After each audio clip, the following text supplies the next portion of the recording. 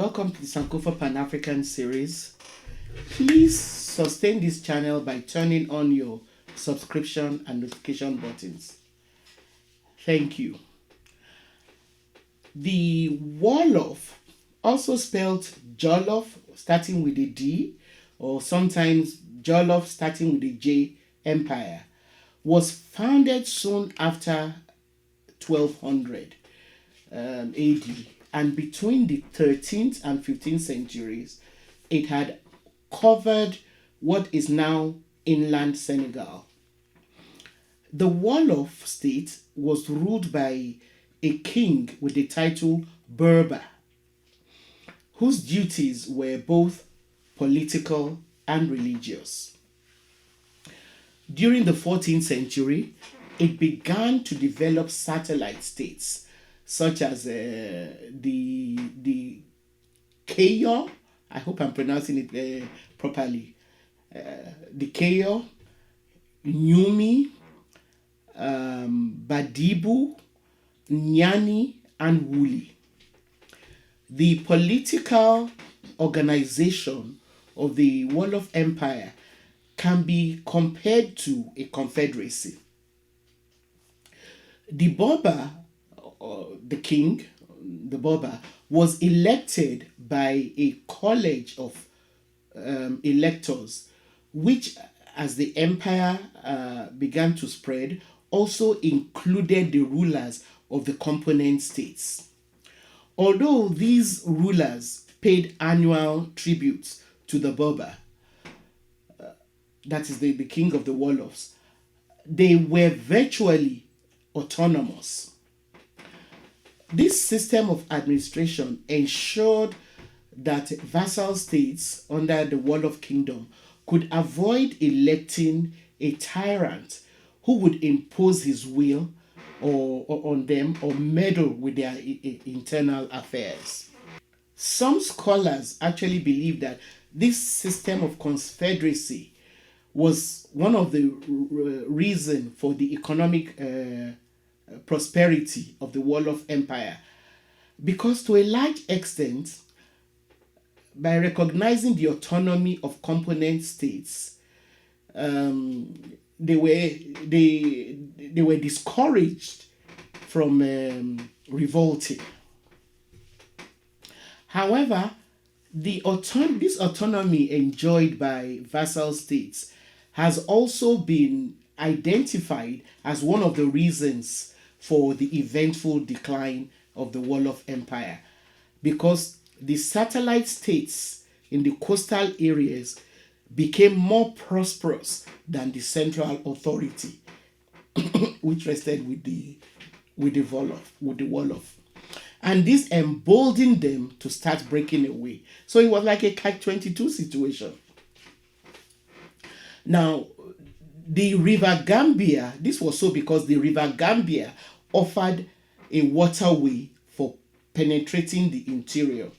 And this initially allowed the Wolof to control the coastal areas for a period of time, even though the core area covered by the Wolof themselves was a landlocked territory. Now, the empire, however, was able to take advantage of the satellite states under it to establish an impressive economic system. So, using a similar ploy as they did with other African empires and kingdoms, when the Portuguese first arrived in the Wolof Empire around 1440, they pretended that they came only to trade with the Wolof, who were initially drawn into trading partnership with them.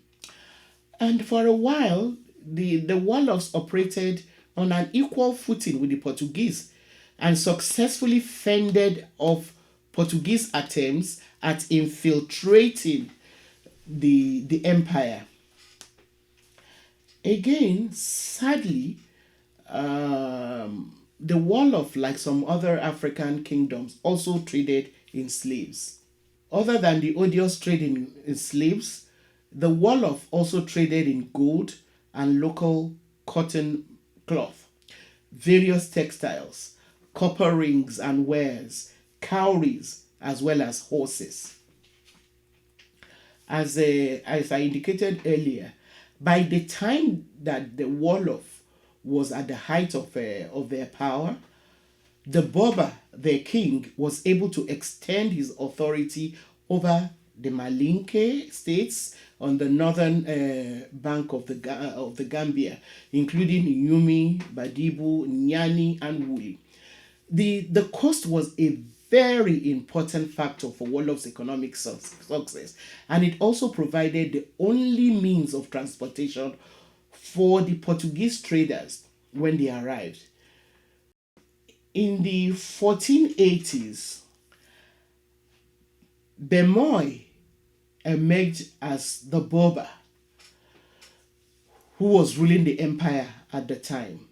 He decided to move the seat of the government to the coast to take advantage of new economic opportunities offered by trading with the Portuguese.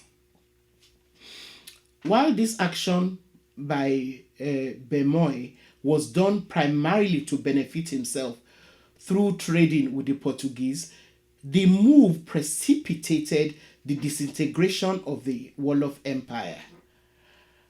Other princes opposed his ploy and then rose against him and deposed him.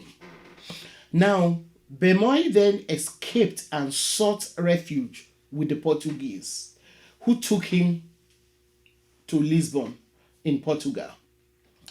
Faced with what they saw as an opportunity to put their ally, who also happened to be a Christian, on the throne, John II of Portugal sent an extraordinarily large force under a Portuguese commander to install Bemoy back on the throne of the Wolof Empire. The objective was to put Bemoy on the throne and create a fort at the bank of the Senegal River, through which Portugal would then gain the much desired access and control of trading in the empire. Neither of these goals were achieved, as Bemoy was killed after being charged with treason by his contemporaries. The failure of Portugal to forcefully reinstall Bemoy led to the disintegration of the Portuguese-Wolof trade relations. However, this only left room for another major predatory power, which quickly swooned in on the region: France. French traders brought with them items of trade such as French textile, gin, metal, and firearms. Trade with the French persisted even after the disintegration of the empire. It should be noted that the Wolof Empire was one of the African empires that, to a large extent, resisted foreign religions. Despite being introduced to Islam very early by Berber traders and clerics, the attempts to impose Islam as a state ideology failed. Most of the ordinary populations held fast to their traditional beliefs.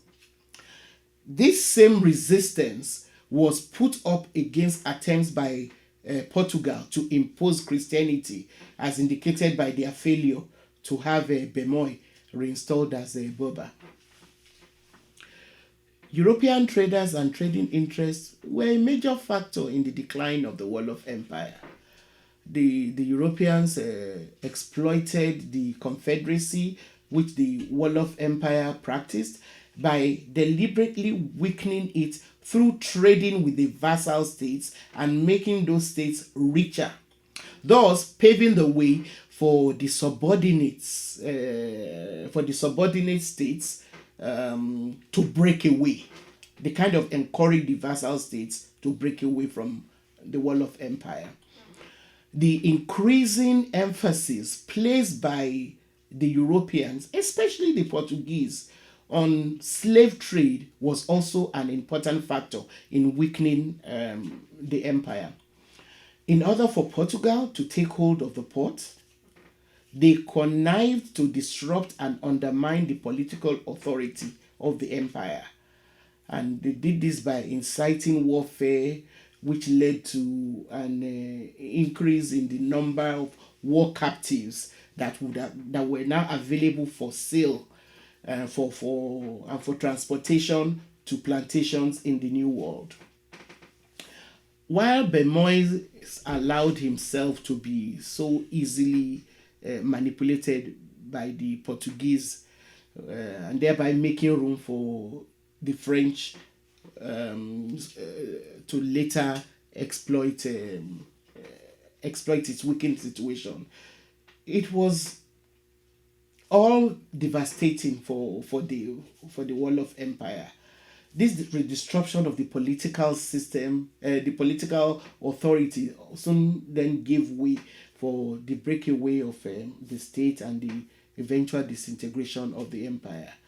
And in 1556, the nobles of Cayo, one of the vassal states, threw off Wolof domination and established an independent state of their own on the Senegal states. This action cut off Wolof's access to the sea and to the European trade. And its importance just continued to decline.